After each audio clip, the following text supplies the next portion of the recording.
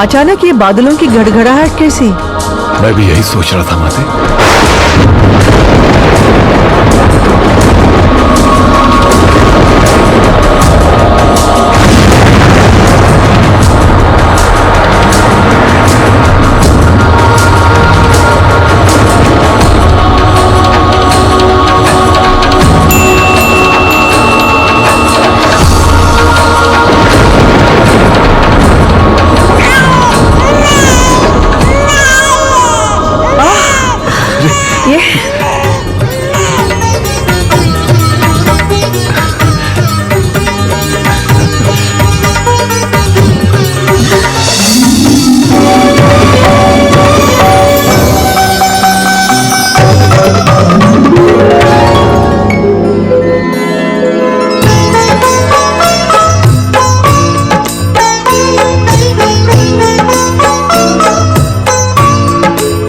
ये देख क्या रहा है घट?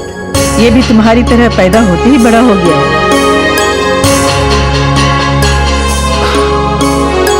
आपने मुझे जन्म दिया है माते, मैं आपका ऋण नहीं उतार सकता। मैं धन्य हो गई पुत्र, हमारा कुल धन्य हो गया। आप जैसे माता पिता और दादी को पाकर मैं धन्य हो गया।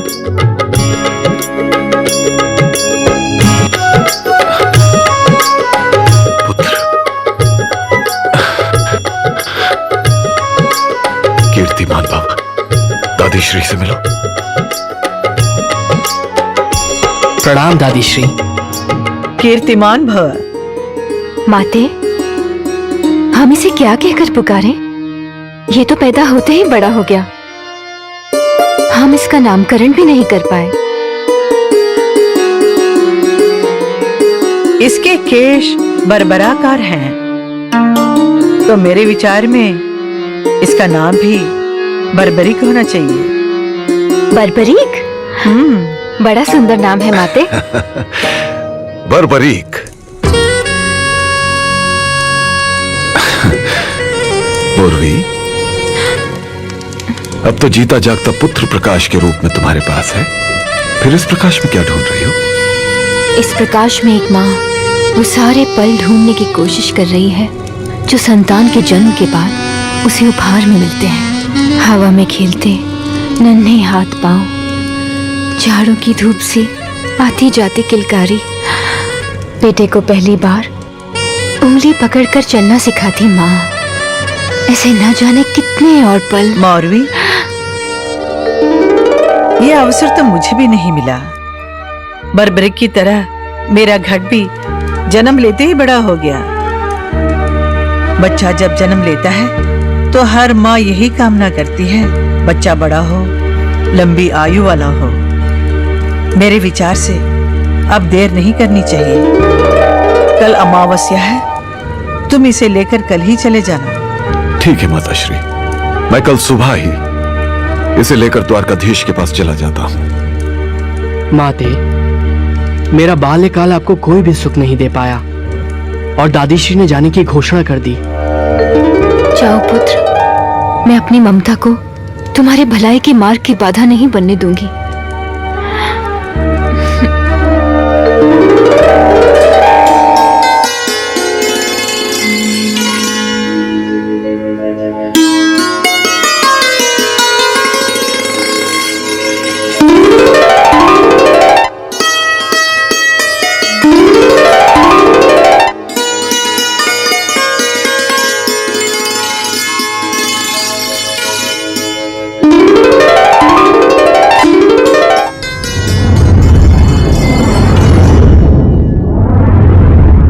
आओ पुत्र घटोत्कच, मैं तुम दोनों की ही प्रतीक्षा कर रहा था।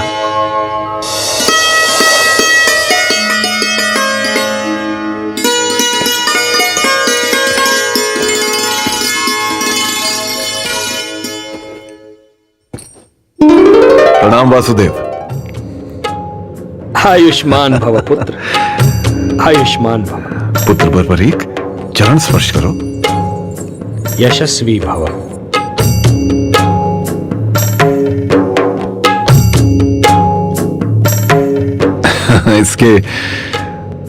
घुंघराले बालों के कारण इसे बर्बरीक कहते हैं वासुदेव। बर्बरीक, बड़ा सुंदर नाम है। ये तुम्हारा पुत्र विशेष है, सबसे भिन्न है। मैं तो इसे सूर्योदय पुकारूंगा। सूर्योदय? आपने तो इसका नामकरण कर दिया वासुदेव।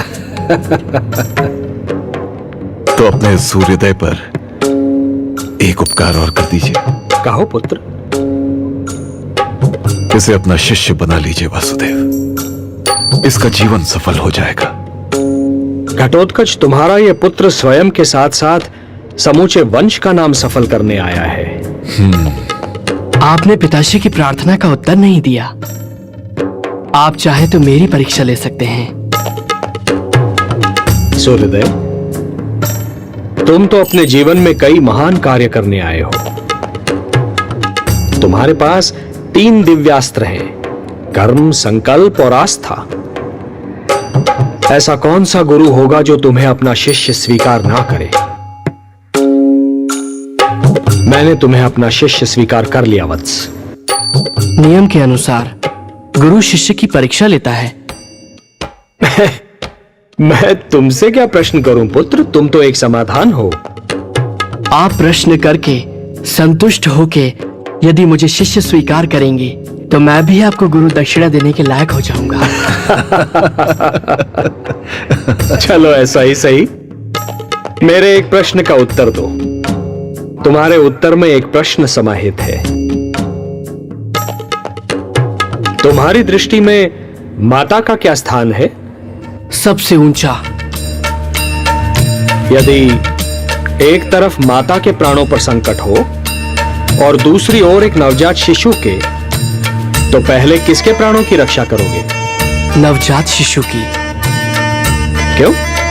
माता की क्यों नहीं? नवजात शिशु ने तो अभी जीवन आरंभ भी नहीं किया, किंतु तुम्हारी माता ने तो तुम्हें जन्म दिया है। माता अतीत है, किंतु नवजात शिशु एक संपूर्ण भविष्य। जिस माता ने मुझे जन्म दिया है, यदि मैंने शिशु को ना बचाकर उसके प्राण बचाए तो वो मेरा मुख भी नहीं देखेगी। माता अपना जीवन देख चुकी है और शिशु के सामने पूरा जीवन शेष है। देखा पुत्र घटोत्कच, तुम्हारे पुत्र को तो परीक्षा में सफल होना ही था। वत्स, मैंने तुम्हें शिष्य स्वीकार कर लिया। अब मैं तुम्हें सर्वप्रथम शस्त्र विद्या सिखाऊंगा और तत्पश्चात सिद्धि प्राप्ति के लिए गुप्त क्षेत्र भेजूंगा।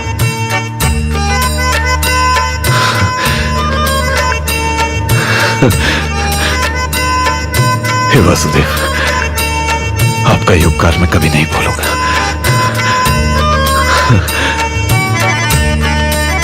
अरे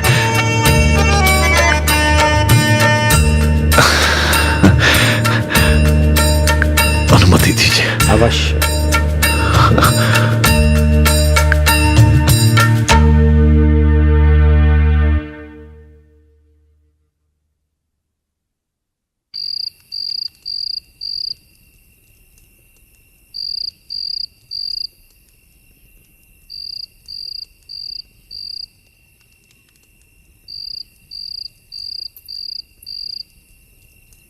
क्या सोच रही हो माते? पुत्र घट अभी तक नहीं आया। प्रणाम माते।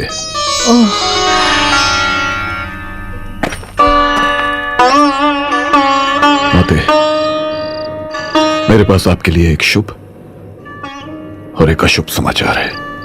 क्या केशव ने बर्बरी को अपना शिष्य स्वीकार करने से मना कर दिया?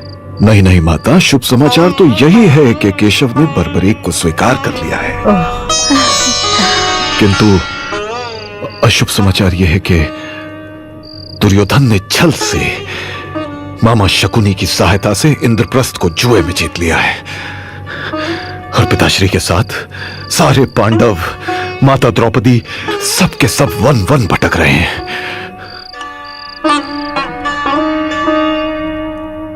वचन कभी कभी कितना विवश कर देता है पुत्र।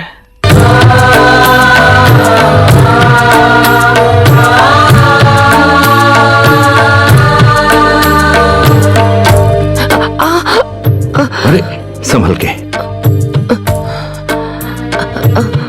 पांचाली, कदाचित कष्ट से यह तुम्हारा प्रथम परिचय है। तुम्हें पद यात्रा का अभ्यास नहीं है। नहीं आर्यपुत्र, दासियों की भांति अपमानित होने का अभ्यास नहीं था। मैं शकुनी के पांसों से नहीं, भाग्य के पांसों से पराजित हुआ हूं। नहीं आर्यपुत्र, जब हस्तिनापुर का बंटवारा हुआ और दुर्योधन तथा ज्येष्ठ पिताश्री ने हमें इंद्रप्रस्थ का वो जंगल वाला भाग दिया, तब मैंने उसे भाग्य के पांसों की तरह लिया था। किंतु भ्राताश्री, पांचाली थक गई है। यदि आप उचित समझे तो हम कहीं विश्राम कर लें। विश्राम? विश्राम तो मुझे उस दिन मिलेगा जिस दिन मेरे ये खुले केश बंधेंगे, जिस दिन मेरे अपमान का प्रतिशोध लिया जाएगा, जिस दिन नारीत्व की मर्यादा पुनर्स्थापित होगी। पांचाली, जिस सभा में तुम्हें अपमान का विष पीते मैंने देखा है, उस सभा में मैंने भी प्रतिज्ञा ली थी। महादेव की सौगंध, प्रतिशोध लिया जाएगा। जिस कृष्ण ने तुम्हारे सम्मान की रक्षा की थी, वही कृष्ण अवसर भी देगा।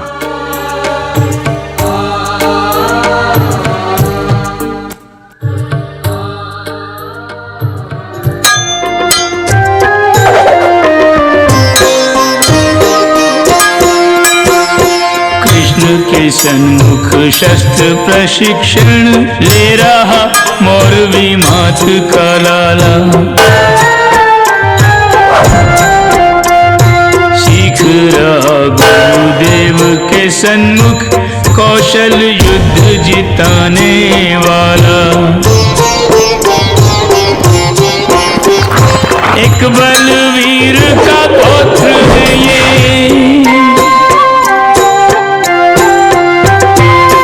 बलवीर का पौत्र सुवीर का पुत्र है ये, रणधीर निराला। इनसे प्रशिक्षण पाया उन्हीं का, वीर ने दाव विफल कर डाला।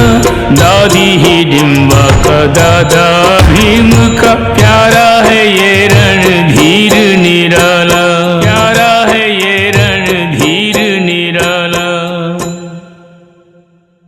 आज तुम्हारी शिक्षा पूर्ण हुई वत्स।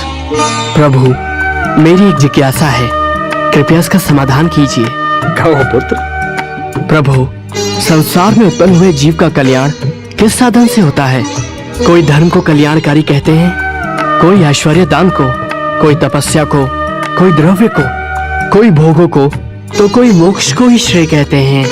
पुरुषोत्तम, किसी एक श्रेय को निश्चित करके बतलाइए जो मेरे इस कुल के लिए कल्याणकारी हो। पुत्र सूर्योदय, तुमने क्षत्रिय कुल में जन्म लिया है, इसलिए सर्वप्रथम अपने क्षत्रिय कर्तव्य को समझो। बल प्राप्ति के ऐसे साधन करो जिसकी कहीं और तुलना न हो। फिर उस बल से दुष्टों का दमन और साधु पुरुषों का पालन करो।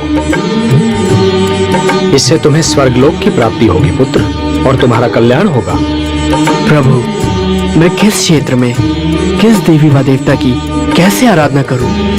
पुत्र, बल की प्राप्ति तो केवल देवी की अत्यंत कृपा से होती है, इसलिए देवी की आराधना करो।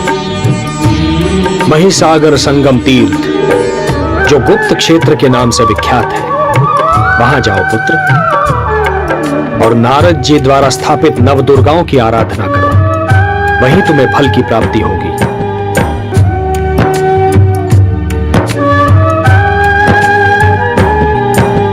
अब मुझे आज्ञा दीजिए गुरुदेव। यशस्वी भव।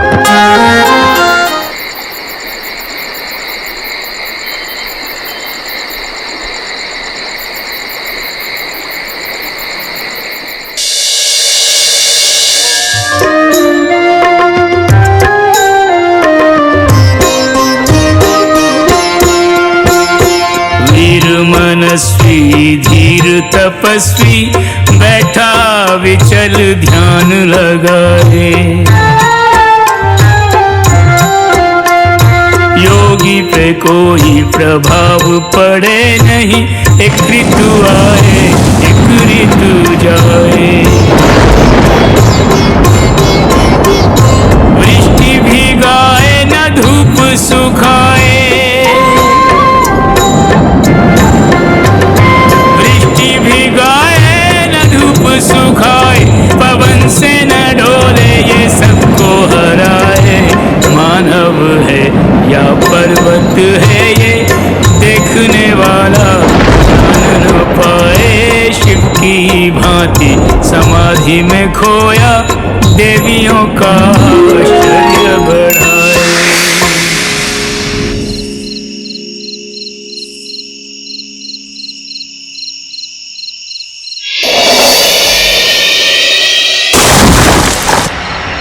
आंखें खोलो वत्स।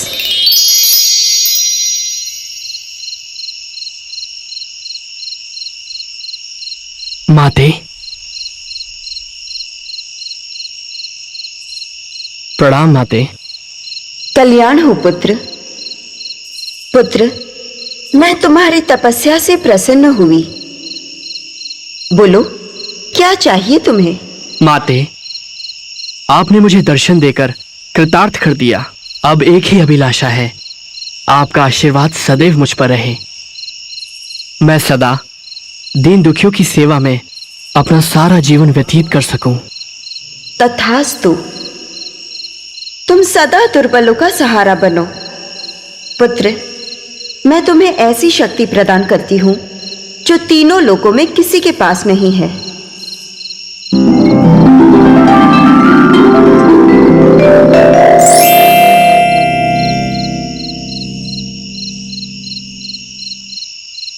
मैं धन्य हुआ माते, मैं धन्य हुआ। पुत्र, सदा स्मरण रहे, कभी भी इसका दुरुपयोग ना हो। आपकी आज्ञा का पालन होगा माते। अब मेरे लिए क्या आदेश है? कुछ समय तक तुम यही निवास करो। यहां रहकर तुम्हें किसी की प्रतीक्षा करनी होगी। जैसी आपकी आज्ञा माते। आयुष्मान भव।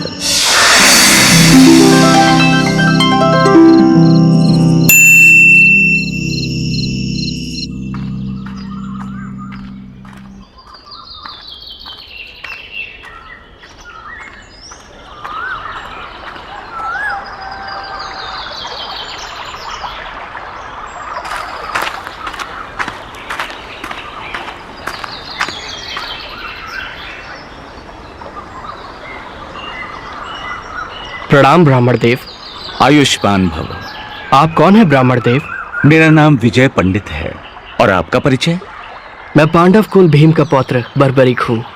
मेरे गुरु द्वारकाधीश श्री कृष्ण ने सूर्योदय नाम दिया है।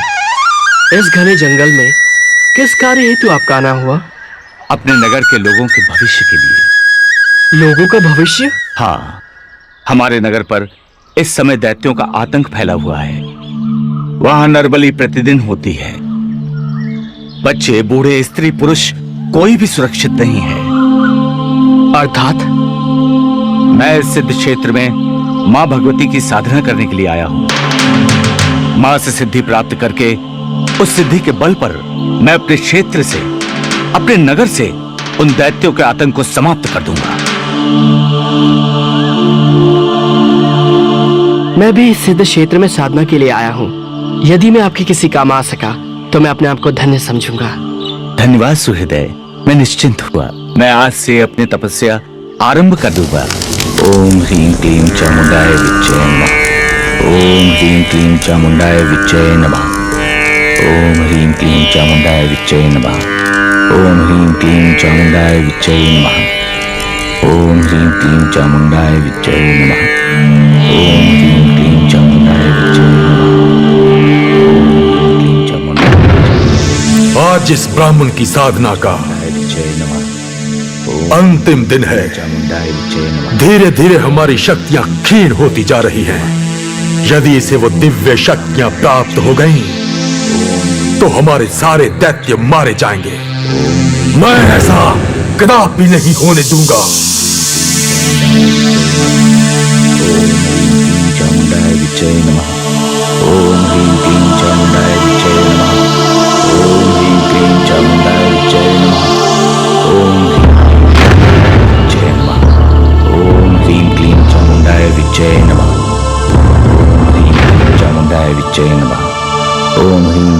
चामुंडाय विच्चे नमः। अरे अनर्थ, घोर अनर्थ! ये क्या कर रहे हो तुम बंधु? साधु महाराज, ये सिद्धि प्राप्ति के लिए हवन कर रहे हैं। अग्नि जलाकर? आप जानते हैं इस अग्नि के तेज से अनेक प्रकार के जीव जंतुओं की हत्या हो रही है। साधु महाराज, अग्नि में आहुति देने से तो देवताओं की तृप्ति होती है। अहिंसा ही परमो धर्म है, जीव हत्या घोर पाप है। मैं ऐसा कदापि नहीं होने दूंगा, कदापि नहीं। ये क्या कर रहे हैं आप? साधु होकर हवन की अग्नि बुझाना चाहते हैं? मैं अच्छी तरह से जानता हूं इन पाखंडी ब्राह्मणों को। मैं ऐसा कदापि नहीं होने दूंगा, कदापि नहीं। हट जाओ।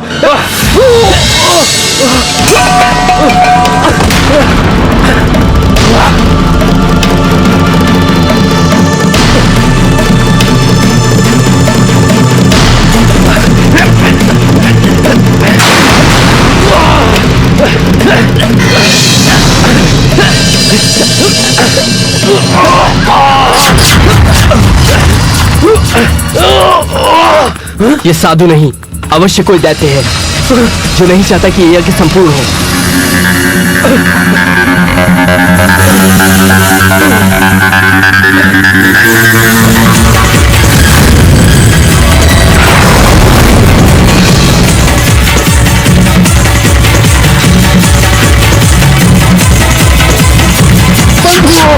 शत्रु हमारा पीछा कर रहा है, बच के जाने न पाए। घेर लो इसे, मार डालो इसे।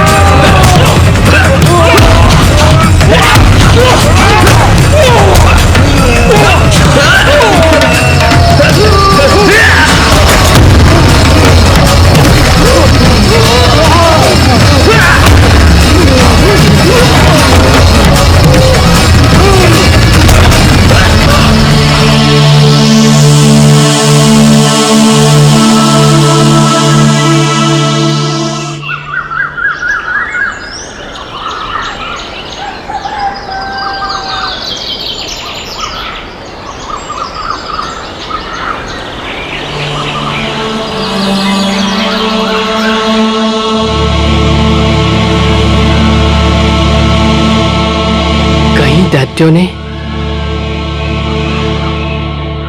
वीर,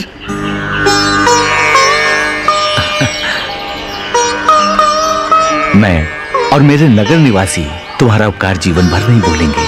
आपकी तपस्या पूर्ण हो गई ब्राह्मण देव। हाँ, मेरी साधना पूर्ण हो गई। देवी माँ ने साक्षात दर्शन देकर मुझे अनुपम सिद्धियां प्रदान की हैं। धन्य है देवी, आप धन्य हैं। अब मैं वापस लौटकर अपने नगर और नगर निवासियों की रक्षा कर सकूंगा। अवश्य ब्राह्मण देव, देवी माँ का आशीर्वाद आपके साथ है। जो सच्चे मन से देवी माँ की पूजा आराधना करते हैं, माँ उन पर सदा कृपा बरसाती है। तुम्हारे सहयोग के बिना यह संभव नहीं था। तुम मेरे लिए भगवान बनकर आए हो। लो ये यज्ञ भस्म स्वीकार करो, समय आने पर ये तुम्हारे काम आएगी। ब्राह्मण देव, मैंने कुछ पाने के प्रयोजन से आपकी सहायता नहीं की थी, इसे आप अपने पास रख लीजिए। आपको प्रसन्न पाकर मैं भी प्रसन्न हूँ। तुम्हारे उपकार का मैं सदैव ऋणी रहूंगा। ब्राह्मण देव, निष्काम भाव से किसी पर उपकार करना ही साधुता है। जो किसी वस्तु की इच्छा रखकर उपकार करे, ऐसी साधुता में क्या रखा है? तुम धन्य हो बर्बरीक, एक ब्राह्मण का आशीर्वाद है। तुम सदा दुर्बलों का सहारा बनो। पुत्र बर्बरीक, प्रणाम माते। पुत्र, इस भस्म को स्वीकार कर लो पुत्र। यदि यह भस्म किसी दुष्ट प्राणी के हाथ लग जाएगी तो अनर्थ हो जाएगा। वो इसका प्रयोग अपनी स्वार्थ पूर्ति के लिए कर सकता है, तुम इसका दुरुपयोग नहीं करोगे। जैसी आपकी आज्ञा माते। कल्याण हो पुत्र। पुत्र, जो सिद्धियां हमने तुम्हें प्रदान की है, केवल वो ही पर्याप्त नहीं है, अभी तुम्हें शक्ति प्राप्त करना शेष है। मेरे लिए क्या आज्ञा है माते? भगवान शिव की आराधना करो पुत्र, वही तुम्हें शक्ति प्रदान करेंगे। हमारा आशीर्वाद सदैव तुम्हारे साथ है।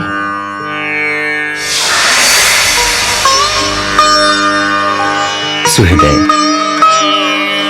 मैं ईश्वर से प्रार्थना करूंगा कि तुम्हारी आराधना सफल हो। आज से तुम सिद्धसेन के नाम से भी जाने जाओगे। अब मुझे प्रस्थान करना चाहिए।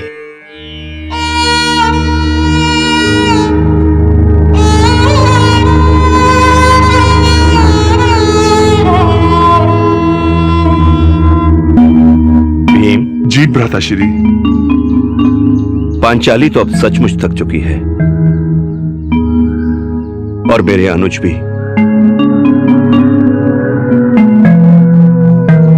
अब तुम मझले होने का कर्तव्य निभाओ और जाकर देखो आसपास कोई जल की व्यवस्था या विश्राम करने का उचित स्थान है या नहीं। और हां, शीघ्र लौटना भीम, क्योंकि 12 बरस की वनवास की अवधि अब समाप्त होने को है और दुर्योधन के सैनिक हमें सियार की भांति सूंघते फिर रहे हैं। जो आज्ञा भ्राताश्री।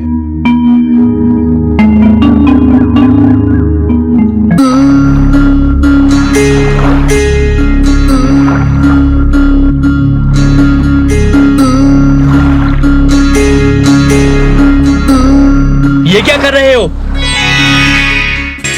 दिखने में तो भद्र और व्यवहार में चांडाल लगते हो। मूर्ख बालक, तुम्हारे माँ बाप ने शिक्षा नहीं दी तुम्हें बड़ों से कैसे बात करते हैं?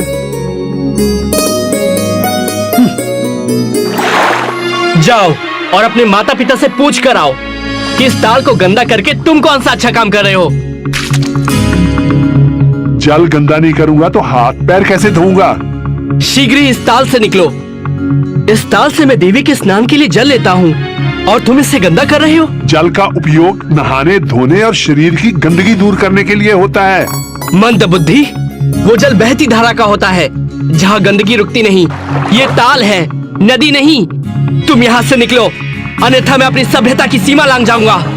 मैं नहीं जाऊंगा तो क्या कर लोगे? अभी बताता हूँ।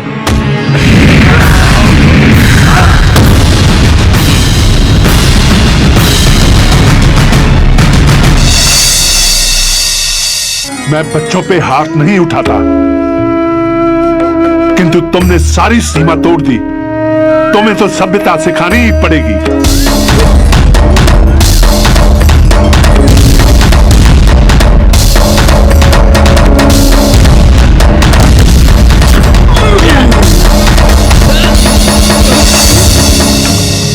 कैरोवत्स, ये तुम क्या कर रहे हो? प्रभु, इसने पूजा का जल अपवित्र किया है, मैं इसे दंड दूंगा। ऐसा मत करो वत्स, ये महाबली भीम तुम्हारे दादा हैं। मेरे दादा श्री भीम? हाँ पुत्र।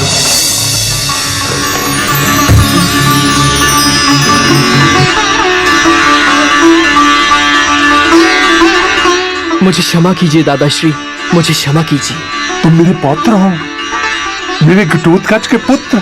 हाँ हाँ दादाश्री, मुझसे अनजाने में ऐसा अपराध हुआ है जिसकी कोई क्षमा नहीं। नहीं पौत्र नहीं, भूल मुझसे भी हुई है। मैंने भी बड़े होने का कोई अच्छा परिचय नहीं दिया। मेरे लिए मात्र जल था और तुम्हारे लिए पूजा का स्थल, इसलिए भूल जाओ जो भी हुआ।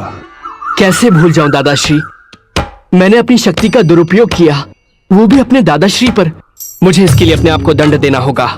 नहीं पौत्र नहीं, मैंने तुम्हारा बाल्यकाल नहीं देखा। हर पौत्र बाल्यकाल में अपने दादा पे हाथ उठाता है। मन मैला न करो पौत्र, हमारा मिलना शायद इसी प्रकार लिखा था।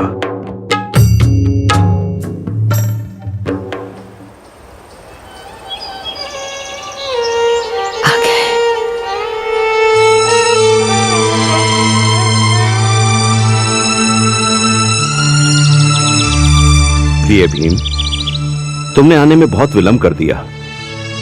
और ये भ्राताश्री, ये बर्बरीक है, मौरवी और घटोत्कच का पुत्र।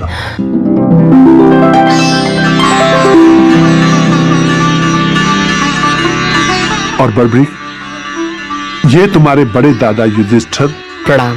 दादा अर्जुन, प्रणाम। नकुल सहदेव और तुम्हारी दादी द्रौपदी। प्रणाम दादीश्री। आयुष्मान भवा। बर्बरीक बड़ा सुंदर नाम है। सुंदरता के साथ साथ ये अद्भुत शक्तिशाली भी है। और जानते हो द्रौपदी, इसने मुझे मल्ल युद्ध में परास्त किया। ये बालक आपको? हाँ द्रौपदी, ये यहाँ वन में सिद्धियां प्राप्त करने आया था और मेरी इससे भेंट हो गई।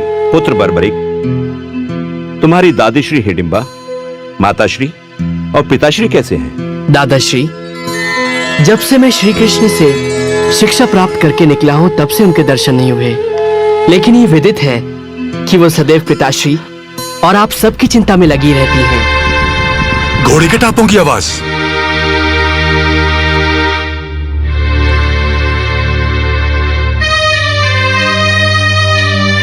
भ्राताश्री, लगता है दुर्योधन के सैनिक हमें ढूंढते हुए यहां तक आ पहुंचे हैं। हमारा वनवास तो समाप्त हो चुका है, अब हमारा अज्ञातवास शुरू हो रहा है। कदाचित तुम्हारा कथन सत्य है अर्जुन, और यदि उन्होंने हमें ढूंढ निकाला तो एक बार फिर हमें 12 बरस का वनवास और 1 बरस का अज्ञातवास सहना होगा। वो आपको नहीं ढूंढ पाएंगे दादाश्री। ये बर्बरीक आपके पौत्र का वचन है।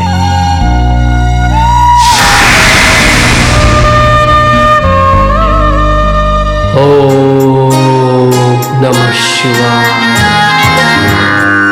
ओम नमः शिवाय। ओम नमः शिवाय। आंखें खोलो पुत्र।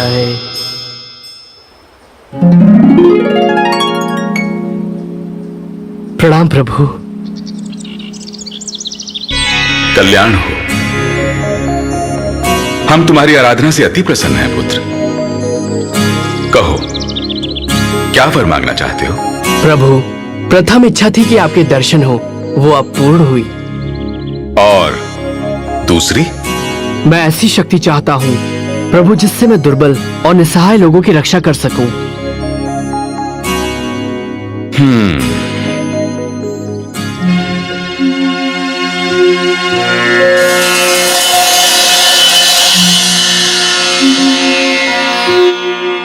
इन्हें स्वीकार करो पुत्र। ये बाण बहुत अचूक बाण है।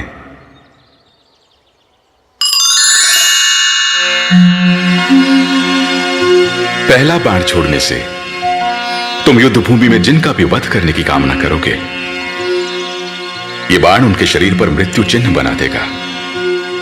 दूसरे बाण के चलने से जिन जिन के शरीरों पर मृत्यु चिन्ह बने हैं, ये उनका वध कर देगा। तथा तीसरा बाण समस्त सृष्टि का विनाश कर देगा। किंतु ध्यान रहे पुत्र, इन बाणों का कभी दुरुपयोग मत करना। स्मरण रहे, तुम सदैव दुर्बल का साथ दोगे, हारे का सहारा बनोगे। जो आज्ञा प्रभु।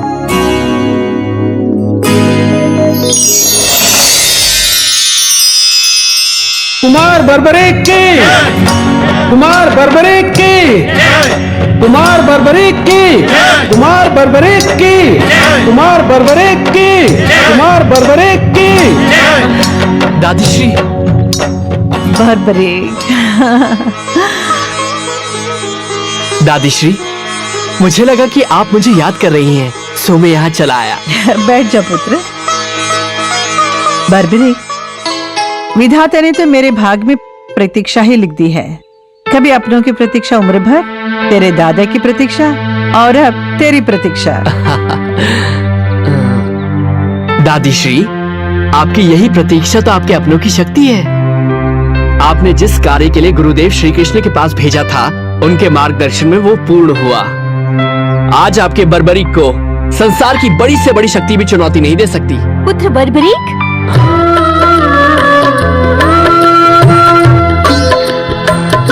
प्रणाम माते। आयुष्मान भव पुत्र। क्या तुम्हें मेरी सुध कभी नहीं आई? मैं दिन रात तुम्हारी ही चिंता में थी। आप मेरी जननी हैं। ऐसा हो सकता है कि मैं अपनी जननी को भूल जाऊं? आप, दादी तथा पिताश्री सब मेरे हृदय में बसे हुए हैं। पुत्र, जिस कार्य हेतु वासुदेव ने तुम्हें गुप्त क्षेत्र भेजा था, वो पूर्ण हुआ? हाँ माते, गुरुदेव के आशीर्वाद से देवी ने प्रकट होकर मुझे सिद्धियां प्रदान की। धन्य है माता। दादी, वन में मेरी दादाश्री, दादी द्रौपदी तथा समस्त पांडव कुल से भेंट हुई। अच्छा, तो तुम्हें उनके दर्शन प्राप्त हुए? हाँ दादीश्री, वो कह रहे थे कि उनका अज्ञातवास चल रहा है। यदि किसी ने उन्हें देख लिया तो उन्हें फिर से वनवास जाना पड़ेगा। हाँ पुत्र, अज्ञातवास के पश्चात भी कौरवों ने पांडवों को नहीं स्वीकारा। मैं समझा नहीं दादीश्री। राजपाट की लड़ाई में पांडव कौरव में लड़ाई छिड़ गई है। छल बल कौरव का धर्म है, पांडव का सत्य अहिंसा कर्म है। कृष्ण शांतिदूत बनकर मध्यता करने गए, किंतु दुर्योधन ने उनकी एक न सुनी। ये तो अन्याय है। युद्ध की तैयारी हो चुकी है। इधर केवल 5 पांडव, तेरे पिता और श्री कृष्ण हैं। निश्चित रूप से विजय कौरवों की होगी, क्योंकि उनके पास तो अपार सेना है। मेरे होते ऐसा कदापि नहीं हो सकता।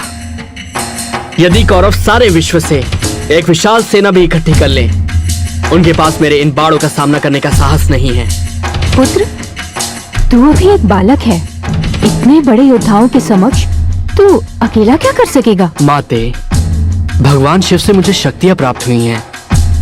वरदान के स्वरूप मेरे पास 3 अमोघ बाण हैं, जो किसी भी शत्रु को एक पल में समाप्त कर सकते हैं। मुझे युद्ध क्षेत्र में जाने की आज्ञा दीजिए माताश्री। किंतु पुत्र, माते, मैं केवल वहां जाकर युद्ध देखूंगा। मैंने देवी सिद्धंबिका तथा भगवान शिव को वचन दिया है कि जो पक्ष कमजोर सिद्ध होगा, मैं केवल उसी की सहायता करूंगा। मेरे ये बाण केवल हारने वाले पक्ष के लिए चलेंगे। पुत्र, मौरवी, इसे मत रोको। आज पांडव कुल को इसकी आवश्यकता है। जाओ पुत्र, युद्ध जीत कर आओ और इतिहास बनाओ। सदा हारे का सहारा बनो।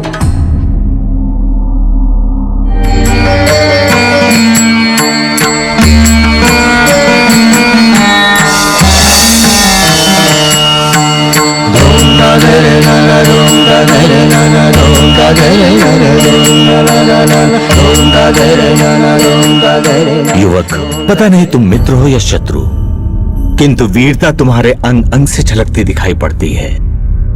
तुम यहाँ किस पक्ष को अपना समर्थन देने आए हो? मैंने कोई निर्णय नहीं लिया है। इस समय तो मैं युद्ध को निकट से देखने की अनुमति लेने आया हूँ। वो तो तुम्हें सरलता से प्राप्त हो जाएगी युवक। ये धर्म युद्ध है। कोई भी योद्धा बिना दबाव के किसी भी पक्ष को अपना समर्थन दे सकता है।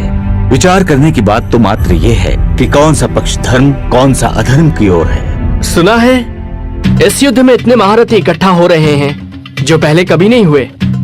सत्य है युवक, केवल ये बताओ कि तुम अपना समर्थन किस पक्ष को दोगे?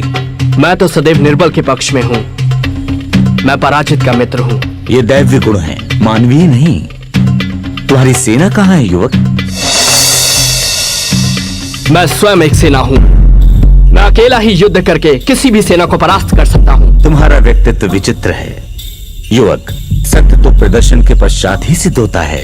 मैं द्रुपद पुत्र धृष्टद्युम्न, पांडव सेना का प्रधान सेनापति, तुम्हें अपने क्षेत्र से युद्ध देखने का निमंत्रण देता हूँ।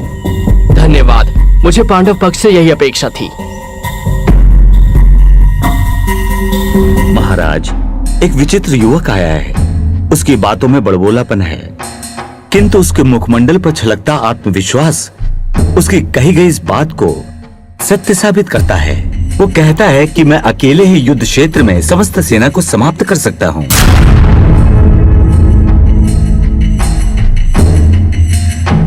ये तो किसी पागल का प्रलाप लगता है। नहीं पार्थ, युवक है, युद्ध की बात करता है। चलकर देख तो लो उसे।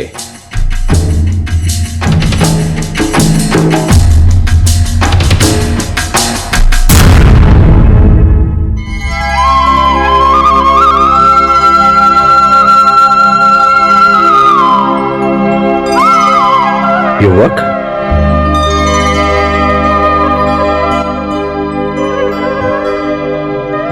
गुरुदेव, आप? सुहृदय, प्रणाम प्रभु। आयुष्मान भव।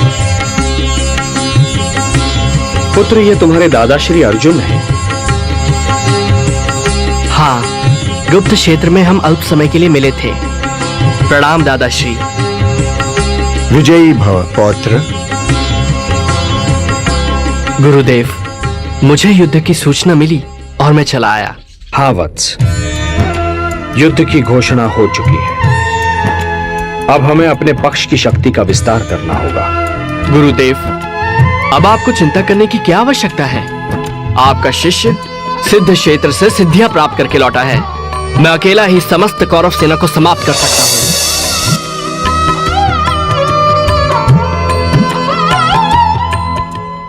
गुरुदेव, यह है मेरी साधना का प्रसाद जो मुझे देवी सिद्धंबिका और भगवान शिव ने दिए हैं।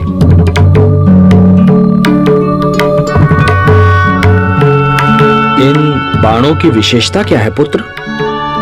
पहला बाण जब चलेगा तो जिन लोगों के वध की मैं कामना करूंगा, ये उन पर मृत्यु चिन्ह बना देगा। पौत्र,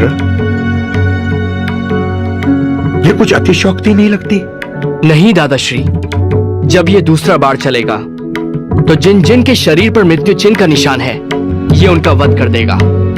तुमने इन बाणों की कभी परीक्षा की है? अब युद्ध होने ही वाला है, परीक्षा भी हो जाएगी। मान लो कि ये वृक्ष कुरुक्षेत्र है और इसके ये सारे पत्ते शत्रु सेना। इन पर अपने बाणों का प्रयोग करके दिखाओ। जो आ गया गुरुदेव।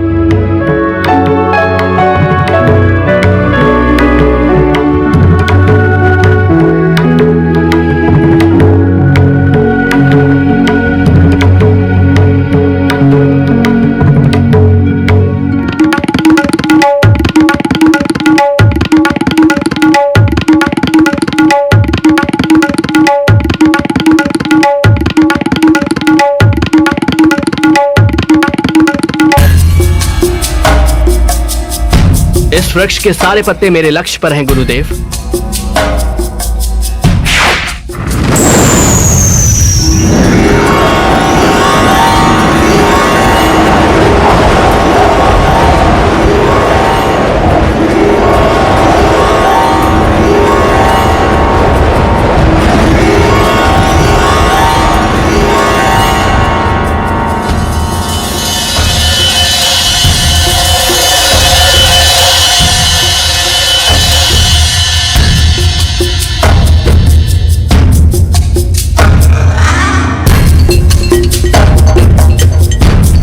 गुरुदेव, पहले बाण ने अपना कार्य पूरा कर दिया।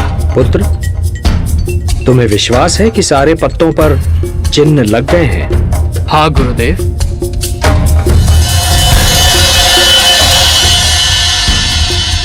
गुरुदेव, अब मेरे दूसरे बाण को छोड़ने से जितने पत्तों पर चिन्ह हैं, वो भूमि पर गिर जाएंगे। और तीसरा बाण तो प्रलय के समान है, यदि मैंने इसका प्रयोग किया तो सारी सृष्टि का विनाश हो जाएगा। मैं इसका प्रयोग कभी नहीं करूंगा। रुक जाओ पौत्र। अब मुझे पूर्ण विश्वास है कि इस महायुद्ध में हम पांडव दुर्बल नहीं हो सकते। दुर्बल तो अब कौरव लगते हैं। ऐसा मत कहिए दादाश्री, अन्यथा अनर्थ हो जाएगा। क्या अनर्थ होगा पुत्र?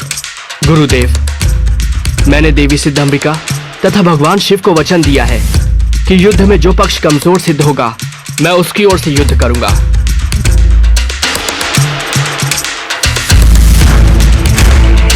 तो इसका अर्थ यह हुआ पौत्र कि बीच युद्ध में भी आप हमारे शत्रु का पक्ष ले सकते हो। हाँ दादाश्री, यदि युद्ध में कौरव पक्ष कमजोर सिद्ध हुआ तो देवी को दिए वचन के अनुसार मुझे उनकी ओर से ही युद्ध करना पड़ेगा। चलो पौत्र, विश्राम कर लो। क्षमा करें गुरुदेव, मैंने निर्णय लिया है कि युद्ध क्षेत्र से बाहर रहकर ही युद्ध देखूंगा।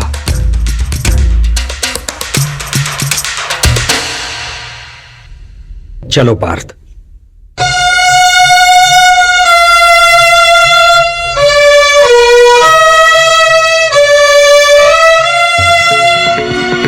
हे केशव, हे जनार्दन, इस युद्ध में तो हमारी विजय निश्चित है। निस्संदेह, किंतु जो मैं अभी सुनकर आ रहा हूं उसका अर्थ यह है कि पहले हमें पराजय की सीमा तक पहुंचना होगा, और पराजय का अर्थ है पांडवों में से 2-3 की मृत्यु और पांडव सेना का विनाश। पराजय? मैं कुछ समझा नहीं केशव। पार्थ, यदि हम कौरव सेना का नाश कर दें और विजय की ओर चलें तो बर्बरीक अपने 2 ही बाणों से अपने विजय उल्लास को पराजय में बदल देगा। तो अब क्या करें?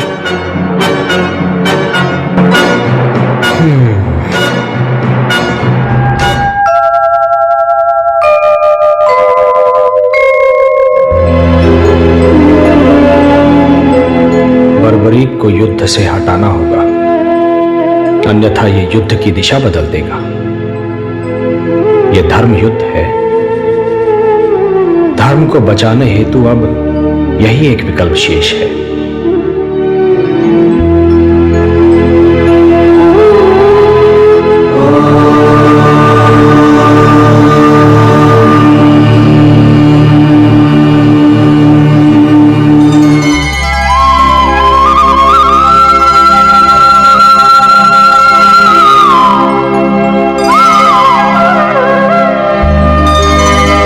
सूर्योदय। प्रणाम गुरुदेव। प्रणाम दादाश्री। आयुष्मान भव।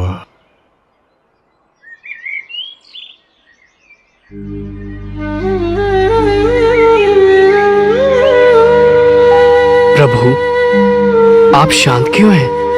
क्या चिंता है आपको? पुत्र, कल से युद्ध शुरू हो जाएगा। देखें, निर्णय की ओर जाता है। मेरे होते आपको चिंता करने की कोई आवश्यकता नहीं है। यदि कौरवों के पक्ष में युद्ध जाता देखा तो मात्र 2 क्षण में ही मैं सारे योद्धाओं को समाप्त कर दूंगा। मैं तुम्हारी शक्ति से परिचित हूं पुत्र, और यह भी जानता हूं कि तुम्हारी हम में अनन्य भक्ति है। किंतु क्या प्रभु? पुत्र, आज शुक्ल फाल्गुन द्वादशी है। आज की महिमा दुगनी हो जाती है। किंतु मुझे बताइए प्रभु, मैं आपके दिए हर आदेश का पालन करूंगा। वत्स सूर्योदय, युद्ध से पूर्व चंडी एक बलि चाहती है, और बलि उसी की चढ़ाई जाएगी जो अतुलित बलशाली होगा। इसमें चिंता किस बात की है प्रभु? चिंता इस बात की है वत्स कि इस पृथ्वी पर 3 ही ऐसे वीर हैं जिनकी बलि स्वीकार होगी। मैं, तुम या अर्जुन। नारायण नारायण। केशव,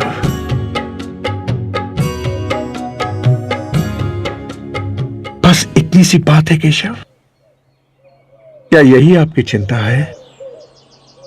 तो हे जनार्दन, इस बलि के लिए मैं अपने आप को प्रस्तुत करता हूं केशव, अपने आप को।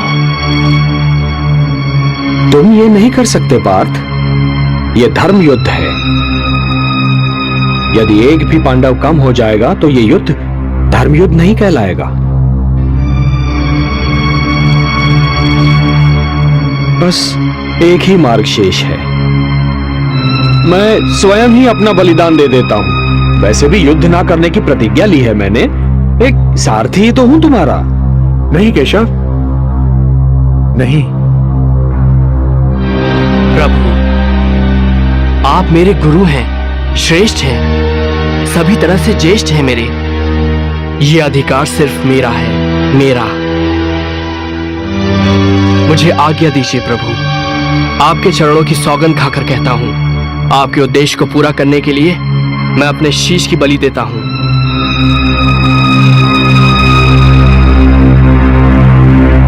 प्रभु, ये कार्य करने से मेरे वंश की कीर्ति बढ़ेगी। ये सौभाग्य मैं अपने हाथों से नहीं जाने दूंगा प्रभु।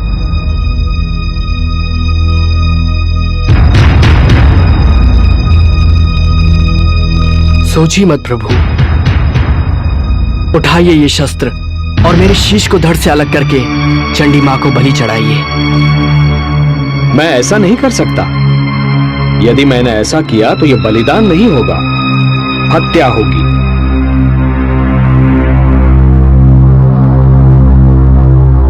जब मैं स्वेच्छा से ये शीश आपको सौंप रहा हूं तो यह हत्या नहीं कहलाएगी। धर्म यह कहता है वत्स कि बलिदानी स्वयं दान दे। यदि मैं ऐसा करता हूं तो वो हत्या ही कहलाएगी।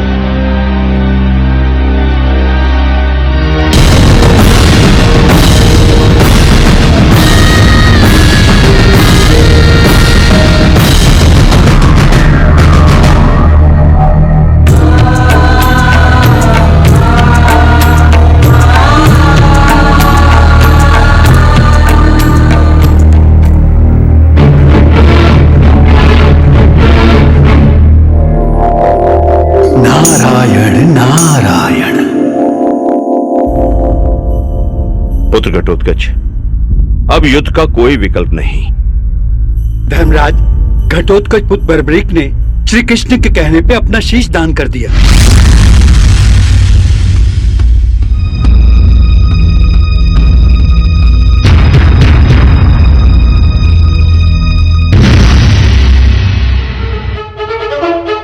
उन वाणों की सत्यता की परीक्षा तो स्वयं वासुदेव ने ली है। इसमें तनिक भी संदेह नहीं कि वे बाण क्षण में पूरे युद्ध को समाप्त कर सकते हैं। अर्थात इसका तात्पर्य ये हुआ और हम बिना युद्ध किए ही हार जाएंगे। अरे भांजे, तुम सदैव विपरीत ही क्यों सोचते हो? क्यों मामाश्री, दुशासन सत्य ही तो कह रहा है। अरे भांजे, अभी अभी ज्ञात हुआ है कि भीम के पौत्र बर्बरीक ने कृष्ण के कहने पर अपना शीश दान कर दिया है।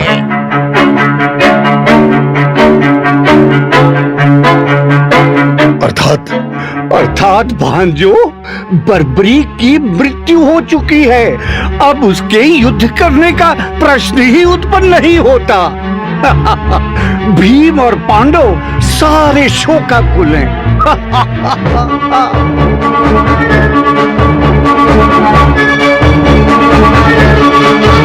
अवश्य इसमें भी कृष्ण का कोई उद्देश्य होगा।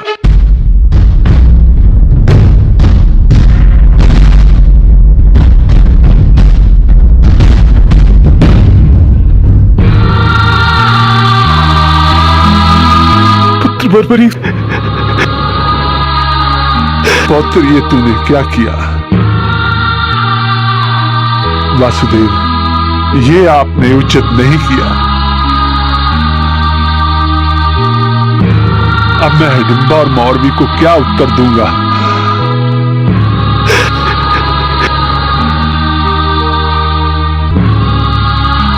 हे ईश्वर, ये तेरी कैसी लीला है? कौन सा पाप किया था मैंने? इससे तो अच्छा होता पुत्र बर्बरी से पहले मुझे ही मृत्यु आ जाती। कम से कम ये दुख तो नहीं सहना पड़ता। ये आपने क्या किया वासुदेव? और इसके पीछे आपका क्या उद्देश्य है? बोलिए ना केशव।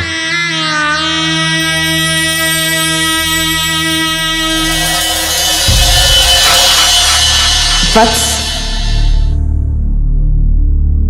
भगवान श्री कृष्ण ने महाबली बर्बरिक से ये शीशदान किस कारण मांगा, मैं बताती हूं।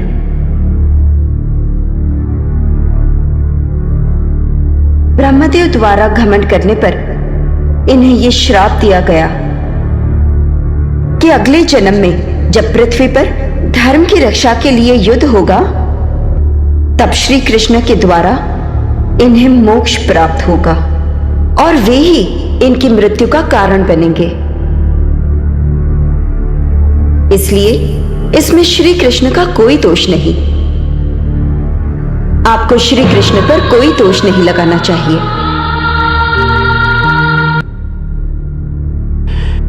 हे केशव, मुझे क्षमा करें, क्षमा करें।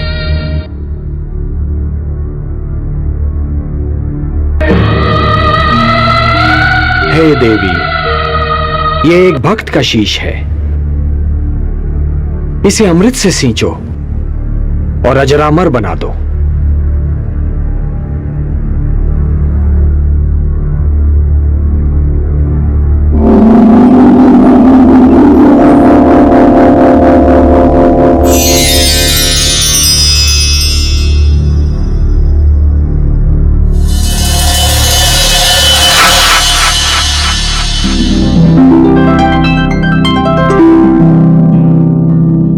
प्रणाम प्रभु, कीर्तिमान भव।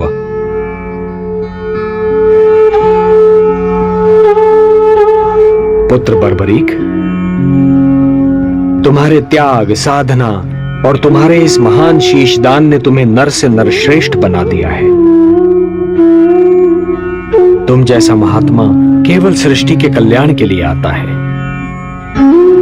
आज मैं तुम्हें अपना वो नाम देता हूं जो माता यशोदा ने स्वयं मुझे दिया था, श्याम। नारायण नारायण। और तुम्हें मैं अपनी सारी शक्ति भी प्रदान करता हूं। कलयुग में तुम्हें लोग श्याम के नाम से पुकारेंगे। जय श्री श्याम, जय श्री श्याम, जय श्री श्याम, जय श्री श्याम। वत्स, अपनी इच्छा मुझे बताओ। हे नारायण, हे श्याम, मेरी दो इच्छाएं हैं। प्रथम इच्छा, मेरी देह को आपके हाथ से अग्नि मिले, और मेरी दूसरी इच्छा, मैं महाभारत का युद्ध देखने आया था, मैं वो देखना चाहता हूं। तुम्हारी दोनों इच्छाएं पूर्ण होंगी वत्स। तुम्हारे इस शीश का कभी अंत नहीं होगा।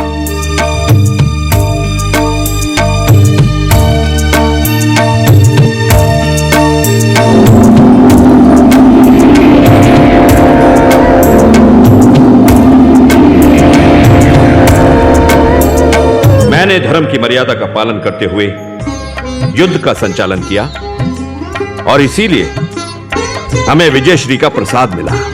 बड़े भैया, इस युद्ध के सबसे बड़े खलनायक दुर्योधन का वध यदि मैं न करता तो ये युद्ध कभी जीता नहीं जा सकता था। मल्ले भैया, यदि पितामह भीष्म बाणों की शैया पर नहीं लेटे होते तो विजय हमसे कोसों दूर होती।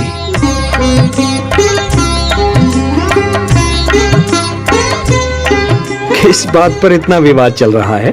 कृष्ण, तुम ही बताओ कि इस युद्ध में विजयश्री का मुकुट किसके शीश पे रखना चाहिए? ये तो बड़ा विकट प्रश्न है भीम भैया। इसका उत्तर मैं कैसे दे सकता हूं? मैं तो केवल पार्थ का सारथी था। हाँ, लेकिन एक महान योद्धा है जिसने ये सारा युद्ध देखा है। उस महादानी, उस शीशदानी से अवश्य पूछ सकते हैं। चले चलिए।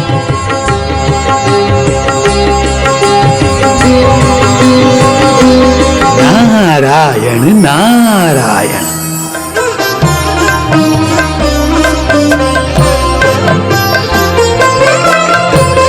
प्रणाम प्रभु।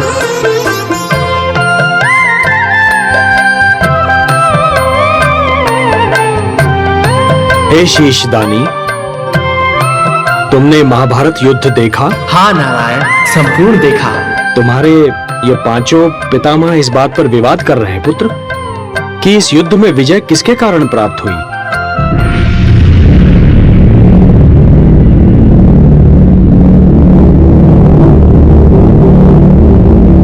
सोच समझकर उत्तर देना पौत्र।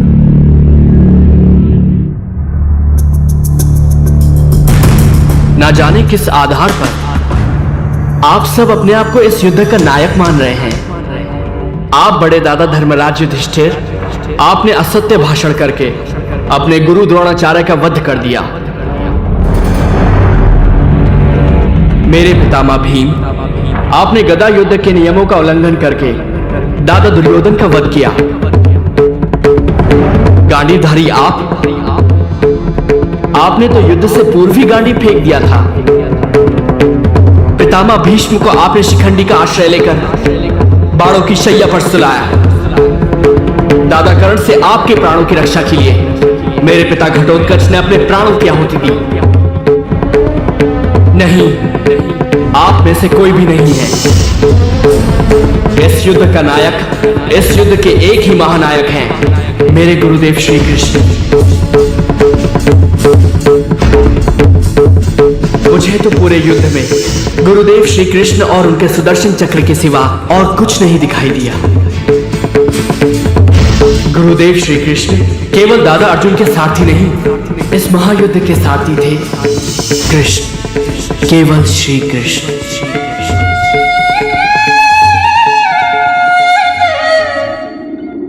हे वासुदेव, हे केशव, हमें क्षमा कीजिए।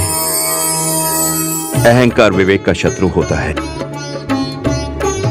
हे केशव, युद्ध में यदि आप हमारे साथ ना होते तो कदापि हमें विजय प्राप्त ना होती। हे शीशदानी, इस युद्ध ने अन्यायी कौरवों को दंड दिया, पांडवों को हस्तिनापुर का राज्य दिया, मानवता को शांति दी। किंतु इस युद्ध ने तुम्हें क्या दिया पुत्र? हे नारायण, ये आप भली भांति जानते हैं, मुझे अपने कर्म का कोई पुरस्कार नहीं चाहिए। हे निष्काम कर्मयोगी, तुम्हारे कर्म का पुरस्कार तो मैं तुम्हें दूंगा। कलयुग में तुम मेरे ही नाम से जाने जाओगे और मेरी सारी शक्तियां तुम में निहित होंगी। जो भी मनुष्य तुम्हारी पूजा करेगा उसकी सारी मनोकामनाएं पूर्ण होंगी। मेरे लिए क्या आज्ञा है प्रभु? पुत्र, कलयुग का प्रसार बढ़ते ही तुम खाटू नाम के स्थान पर प्रकट हो जाना। वहां की भूमि अत्यंत पवित्र और पावन है। खंडेला का राजा अत्यंत धार्मिक प्रवृत्ति का है। जब तक यह पृथ्वी है पुत्र, जब तक सूर्य चंद्रमा है, जब तक ये सारे नक्षत्र हैं, तुम लोगों के लिए पूजनीय और वंदनीय होगे। तुम्हारे शीश की पूजा होगी पुत्र। तुम शाम नाम से जाने जाओगे और हारे का सहारा बनोगे। ओम नमो भगवते वासुदेवाय। आप बाबा श्याम के द्वारे आ गए। जो चाहे मांग लो। मैंने महाभारत काल से जो देखा वो भक्ति के साथ आपको सुनाया। अब आप इस राम भक्त की राम राम लीजिए। मुझे आज्ञा दीजिए। जय श्री श्याम।